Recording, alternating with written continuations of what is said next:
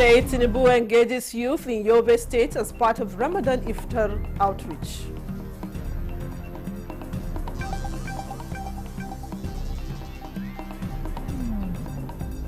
Action Aid Nigeria advocates increased civic consciousness and recommends ways to improve judicial processes.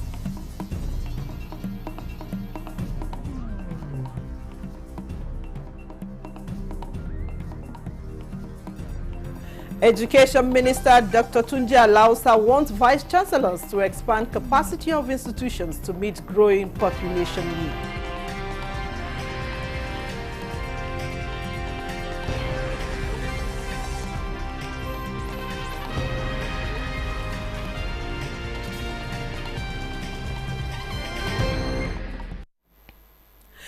A warm welcome to the News Desk at 3 on NTA News 24. I am Vivian Ezadifi. Sheikh Tinubu, son of Nigeria's President Bola Tinubu, has visited Yobe State as part of his ongoing youth engagement drive and Ramadan Iftar outreach. Accompanied to the state by the Minister of Youth Development, the visit aims to inspire young stakeholders to become active contributors to the country's growth and development. Unisa Suleiman reports. Sheikh Tinubu, who is visiting Yobe State for the first time, met with Governor Mai Mala Buni as a gesture of respect and to formally announce his presence in the state. This visit is part of Sheikh's ongoing Ramadan outreach program and youth engagement, which has already taken him to several northern states including Kano, Sokoto and Kaduna. In addition to his meeting with Governor Buni, Sheikh also paid a visit to the palace of Emir of Damaturu, where he was received by the monarch, Alhaji Shehu Hashimi II Ibn Alamin El-Kanemi, and sought the royal blessing for his mission to the state, demonstrating his commitment to cultural sensitivity and respect for traditional institutions. At the Iftar venue, the visitor interacted with hundreds of Yobe youth from diverse backgrounds to inspire them, as well as drive the renewed Hope Youth Engagement agenda. We know that the president has you in mind. The president knows your plights and everything, and every possible best, every possible thing that you know that it should be done will be done.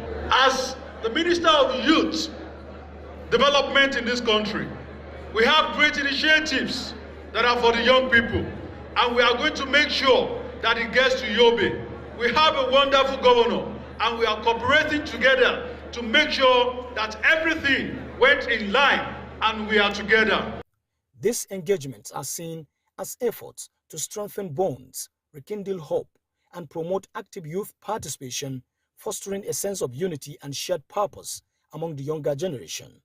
As the holy month of Ramadan continues, Sheikh Tinubu's outreach program is expected to cover more ground, promoting unity, empathy, and community development across Nigeria. In Damaturu, Yunusa Suleiman, NTA News. Key players in Nigeria's peacemaking projects are advocating continuous dialogue, love, and mutual respect for one another, irrespective of socio-political and religious divides, to engender national prosperity and stability. This was a call to action at the 2025 Youth Folk Dialogue and Friendship Iftar Dinner and Word Ceremony in Abuja. Olusheye Adiabo reports. The Ufuk Dialogue is with a clear mission to foster understanding amidst division, amplify voices of peace where discord exists, and remember that people be treated equally. This 8th edition is themed Reserve in Your Heart, a seat for everyone, just as the project has afforded everyone, regardless of faith or background, emphasizing everyone's place in a shared humanity. Our team is not just words, it is called to action. As you see today, different religious people are living together, then sharing together, we are opening fasting together. So this is one of the most important days for Nigeria and all over the world.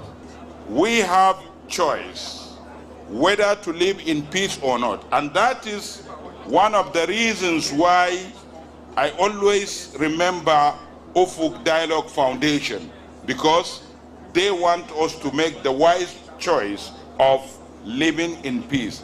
I want to continuously pledge our support for all the programs of Ufuk Dialogue, because what you do is so inspiring and that you are so intentional and deliberate about it. Ramadan is a set, is a paste that is being set for us to live on. But what do we do after Ramadan is the next question I want all of us to ask each other.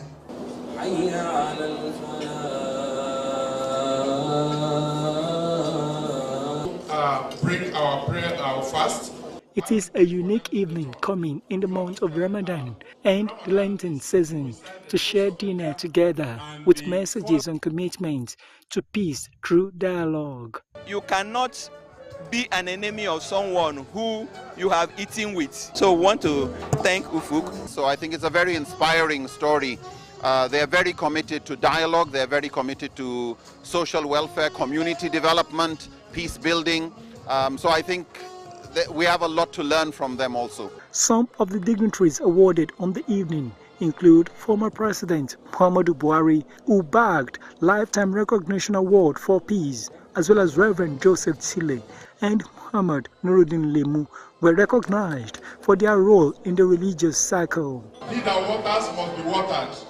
It is indeed a moment to remind that change does not come only from grand gestures alone, but from the daily acts of kindness, the willingness to listen, and the courage to embrace everyone irrespective of their background.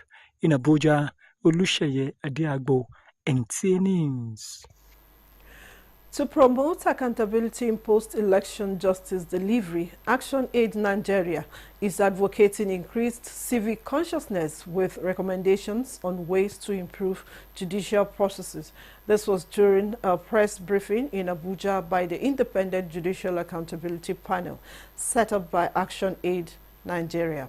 Ekene Ndulwe reports. The citizens-led engagements on judicial accountability in post-election justice delivery is designed to hold tribunals and court judges accountable.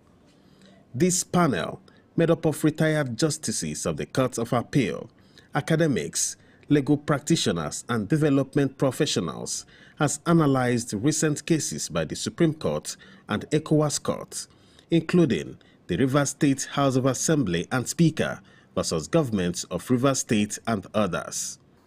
That complex and lengthy judgments, of course, defy easy comprehension and therefore undermine public trust. For this reason, IJAP recommends 1. That the judgments should start with summary of facts. Then 2. Using simpler legal language. Then 3. Mentioning names of parties in the body of judgments rather than solely their legal designations. The panel is advising government at all levels to obey court orders and respect the fundamental rights of citizens in a democracy, and also outlined the roles of citizens. So citizens getting involved is about knowing the law, what the law says, and the Constitution has gotten processes of citizens' engagement, which is from cooperation to confrontation, but non-violence. The panel says recommendations from each sitting will be adopted by a coalition of civil societies for increased advocacy towards judicial accountability. In Abuja, Ekene Ndulwe, NTA News. Minister of Education Dr. Tunji Alausa wants vice-chancellors of federal universities to expand the capacity of their institutions to meet the growing population needs.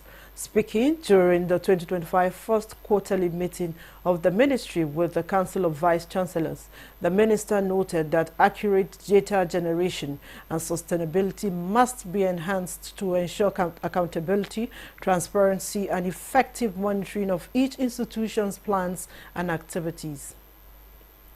Education data infrastructure that will gather from foundational level data, all our universities' enrollment data. You will download all your data into this platform. JAM will download its data, WAEC will download its data, NECO will download its data. We're moving very fast, very quickly to get that developed, and we hope to have the first initial platform developed by June, July. Problems that we are actually facing that to some extent limits this possibility of expansion is this overregulation. This overregulation, particularly from professional bodies, is actually triangulating universities. The meeting commended the present administration's attention to the sector while also reaffirming their commitment to driving the needed change. The Social Democratic Party Kogi State chapter says there is no leadership change within the party in the states.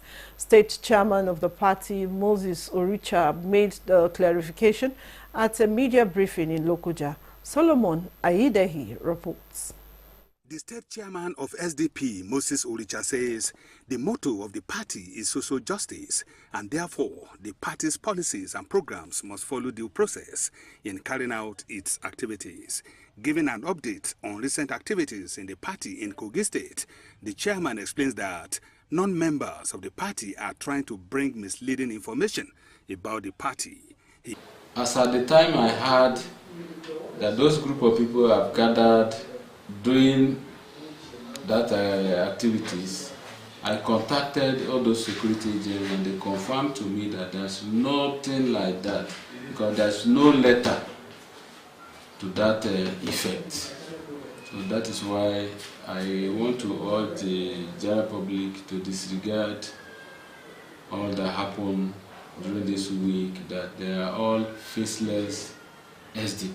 He added that the party's focus is membership drive at both local, state and national level. Important personalities are coming to join the party.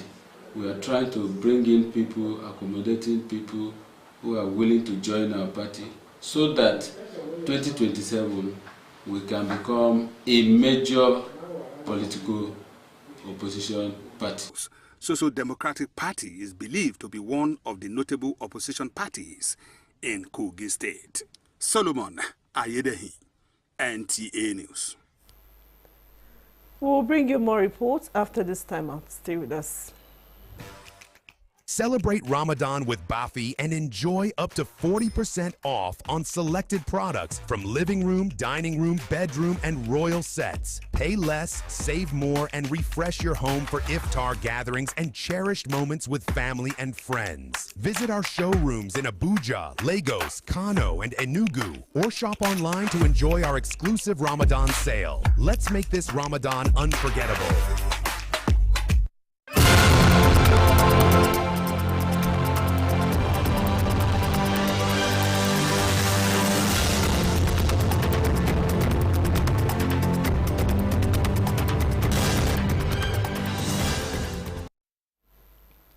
Welcome back. The Nigerian Air Force has decimated bandits in Katsina State as the air component of Operation Fansanyama executed a precision airstrike neutralizing notorious bandit hideouts in Ngwargoga Hill Forest, Ruangodia Ward, Faskari local government area. A statement by the Deputy Director of Public Relations and Information, Group Captain Kabiru Ali, indicates that the airstrikes, which preceded careful and actionable intelligence advancing purposeful lethality, destroyed the fortified camps of notorious bandit kingpins, Gero and Alaji Riga, neutralizing over 20 criminals, with additional casualties reported in the surrounding rocky hills. Riga and Gero were key enablers of banditry, sheltering terrorist elements responsible for relentless ambushes along the Funtua-Gusau route, particularly between Yankara and Shema villages. Their elimination marks a major breakthrough in the ongoing military campaign to restore peace in the northwest, as the NAF, in coordination with ground forces, remains relentless in its mission to eradicate all threats and dismantle bandit strongholds.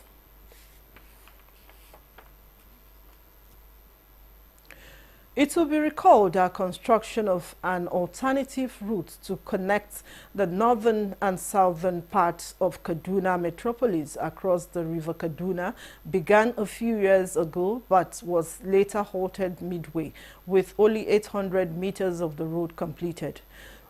Mohammed Umar Ajingier reports that the Kaduna state government has resumed work on the project with a view to its long-awaited completion. This is one of the most critical road infrastructure projects in Kaduna State, an alternative route connecting the northern and southern part of the state across the River Kaduna.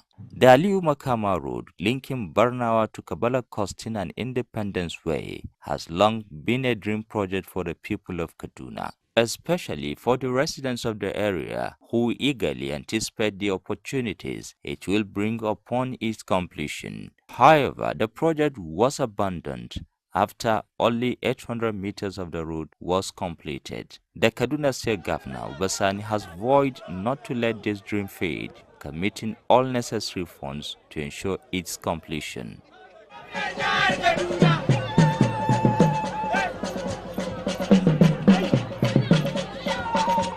With the contractors now back on site, work has resumed to complete the abandoned section, linking it to Barnawa. We have initiated several new road projects and revitalized some abandoned ones that are critical to our people's welfare. The Kabala Costin to Aliyu Makama Link Road is one of the such projects that we inherited. It was only 30% completion when we took over. To ensure that the remaining 70% is completed in record time, we have mobilized a contractor with more than half of the funds to complete this very important project. We would like to commend the People's Governor, Senator Dr. Obasani for taking this giant stride. Once completed, the residents will have an alternative route from the town to Barnawa, reducing the pressure on the other route from Ahmadu Bello Way across River Kaduna down to Barnawa. In Kaduna, I am Muhammad Marajingi, NTA News. International Day for Women may have come and gone, but the spirit is still with the Kogi State Council Women Committee of the Nigerian Labour Congress, drumming support for Nigerian women in Lokoja. Special advisor to the Governor on Labour Matters, Eduka Onu, at the event called on women to support Governor Ahmed Usman Ododo to reap the dividends of democracy. Ajibola Christopher has more. The International Women's Day celebration in Lokoja has its special theme, March for Women and Girls for Equity and Empowerment. Chairperson, Nigerian Labour Congress Women Committee, Habibat Umar Ibrahim, notes that the theme became necessary to remind women of the need to continue advocacy for policies and actions that breaks barriers. Championing the rights of women workers and ensuring that our voices are heard in decision-making processes. In a keynote address, Special Advisor to the Governor on Labour Matters, Onu Edoka commends women on the day, disclosing that it has become a hallmark for labour movement in Nigeria to ensure that women are united. The equity space for women appointments into this administration has been a very large one and has even surpassed the 35% affirmation you are requesting. Bring them on board, support them, so that we can bring about that equity. It's not that we are not in the position right away. We are, but we need more. The occasion featured a paper presentation by Eunice Abimbola Ogogun calling for women inclusion in all spheres of governance. It matters because gender equality is not just a moral imperative, but also a key to achieving sustainable development. They look forward to benefiting from the 35% affirmative action given the March for Women and Girls Equity and Empowerment. Ajibola Christopher, NTA News. The Senate has been commended for its action in suspending Senator representing Kogi Central, Natasha Uduaghan. The Nigerian ambassadors for gender tranquility at a media briefing said the suspension was necessary due to Senator Akpoti Uduaghan's refusal to obey Senate standing rules. The group praised the Senate for taking the action, stating that the suspension will give Senator Akpoti Uduaghan the time to study and familiarize herself with the Senate Rules Book.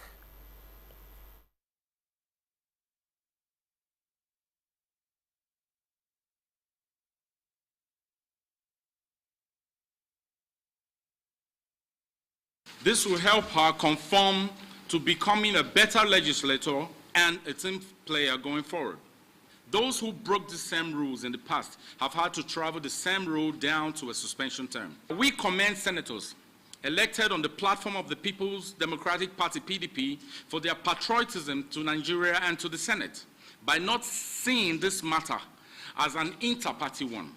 NAGET hereby renew our call on Natasha to tender an unreserved apology to the Senate and to the Senate President, all in her best interest and those of the constituents she represents. To the leadership and members of the United Nations Interparliamentary Union, IPU, we are glad you've opted to listen to both sides so as to make the right conclusions.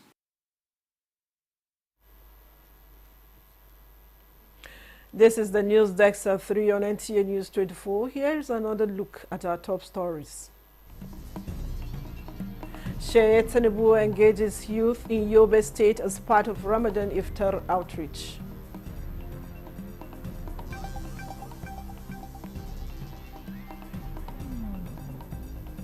Action Aid Nigeria advocates increased civic consciousness and recommends ways to improve judicial processes.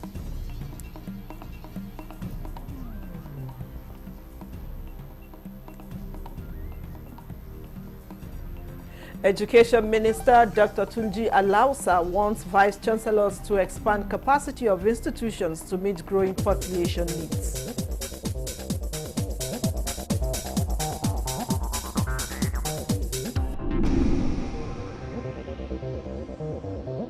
This is NTA News 24. President Bola Ahmed Tinubu congratulates Professor Gabriel Idiale Osuide, an academic, pharmacist, and public health icon, as he celebrates his 90th birthday on March 15th. A distinguished scholar and institution builder, Professor Osuide's contributions to pharmaceutical education, drug regulation, and public health in Nigeria are unparalleled. His pioneering work in establishing the National Agency for Food and Drug Administration and Control, NAFDAC, and his role in developing the pharmacy education curriculum at Ahmadu Bello University and the University of Benin are just a few examples of his significant achievements. President Tinubu joins Professor Osuide's family, colleagues, and the Nigerian health and education community in celebrating him and expresses profound gratitude for his invaluable contributions.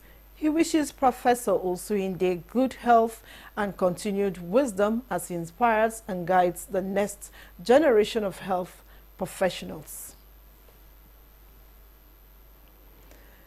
And that concludes the News Desk 3 on NTA News 24. Thanks for watching. I am Vivian Izadifi.